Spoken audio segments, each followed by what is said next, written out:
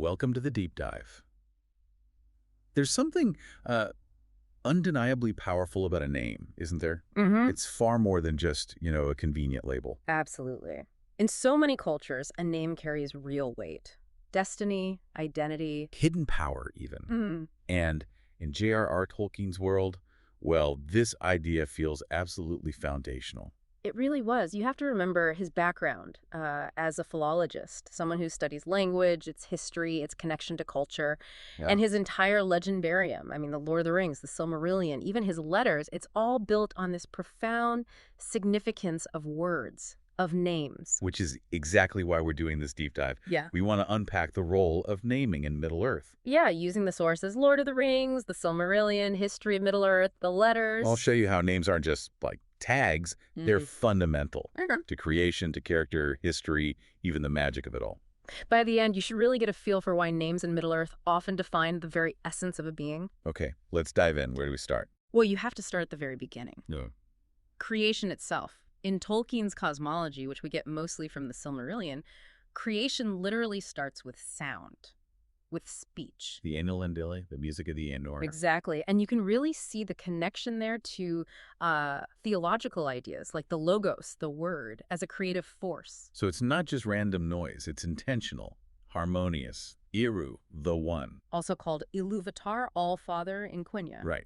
He initiates everything through this cosmic music. It establishes the themes, the potential of the whole world. And then, crucially, after the music, after the vision is sort of laid out, Ilúvatar makes it real, with just 3 words. Yeah, let these things be. Ie. Yeah, and that Elvish word, ie, it literally means it is, or let it be. Wow. So it's the utterance of existence itself. Precisely. And if you think about naming in that context, right from the get-go, names are fundamentally tied to existence, to identity. They don't just describe something that's already there. They kind of call it into being. Okay, so that's the big cosmic picture.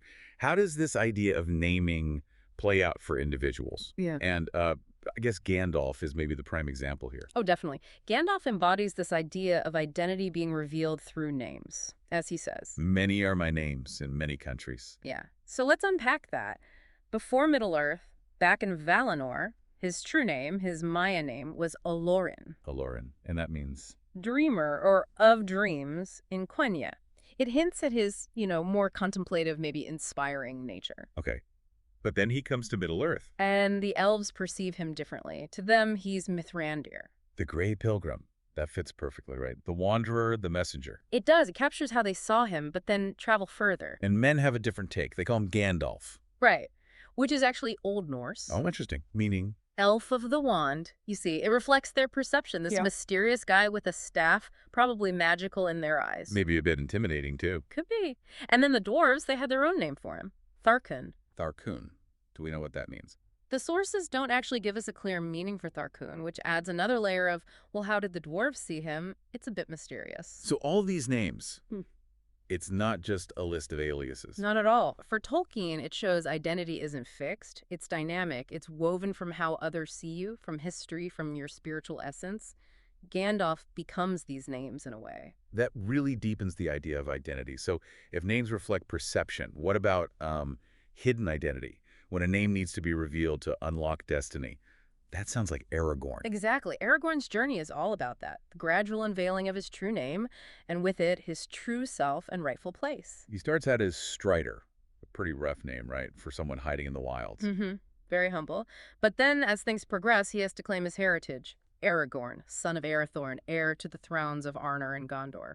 But even before Strider, he had names hinting at this. In Rivendell, growing up. He was called Estel. Estel, meaning hope or trust.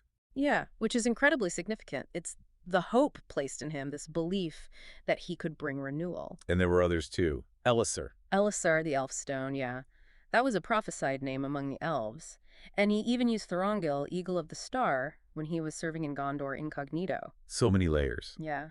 But the key moment is when he finally claims the name Aragorn.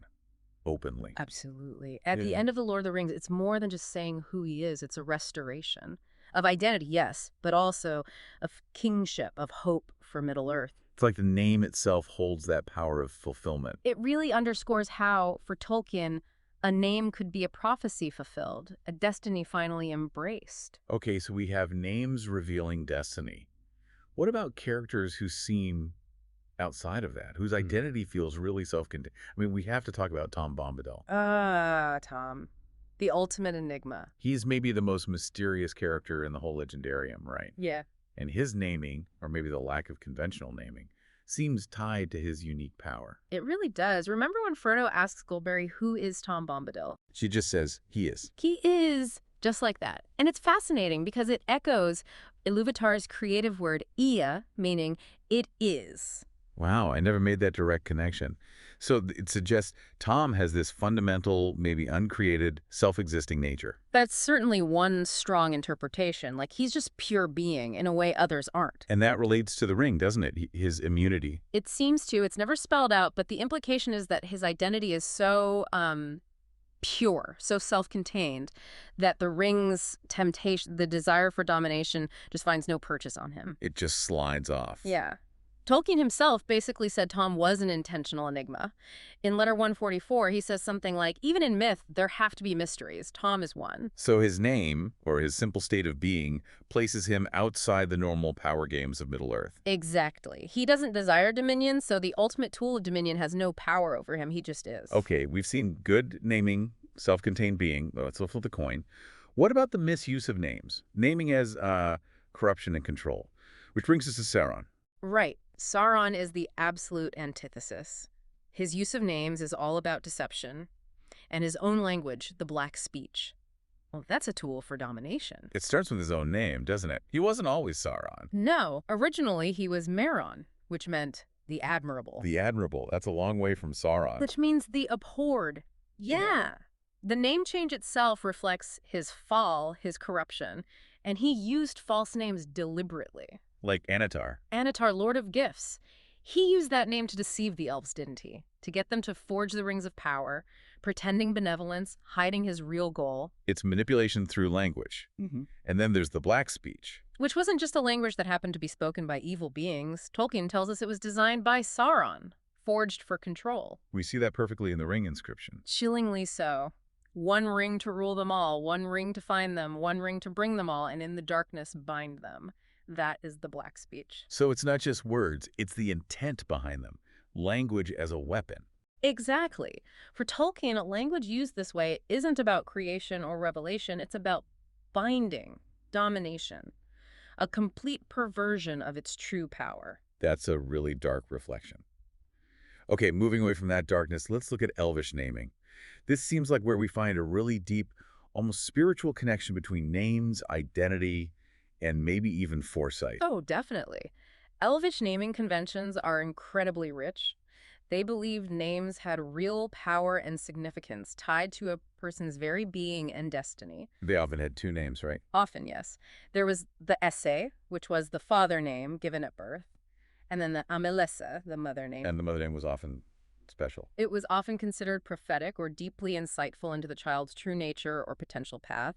It came from the mother's wisdom or foresight. Could you give us an example? Fëanor is a great one. His father, Finwë, gave him the name Cúr Finwë, skillful Finwë, acknowledging his talent. Okay. But his mother, Miriel, foreseeing his intense nature, called him Fëanor. Spirit of fire. Exactly. And that name perfectly captured his passionate, fiery, and ultimately quite destructive personality. It almost foretold his whole tragic story. So these names weren't just labels. They carried real spiritual weight. They were seen as connected to who you truly were and maybe who you were meant to become. Precisely. It's a very holistic view where language, identity, and fate are all woven together. We've talked a lot about what names do reveal, define, control, prophesy. But what about the things that don't have names or things that resist naming? Is there significance there too? Absolutely. What remains unnamed in Middle-earth often represents something alien, unknowable, or maybe even unconquerable. Like Ungoliant, a giant spider. Exactly. She's this ancient, monstrous spirit. Her origins are murky. She's never really fully named or explained, which just emphasizes how terrifyingly other she is. And Gandalf mentioned things under Moria. The nameless things, yeah. He says, far, far below the deepest delvings of the dwarves, the world is gnawed by nameless things. That phrase, nameless things, is so evocative.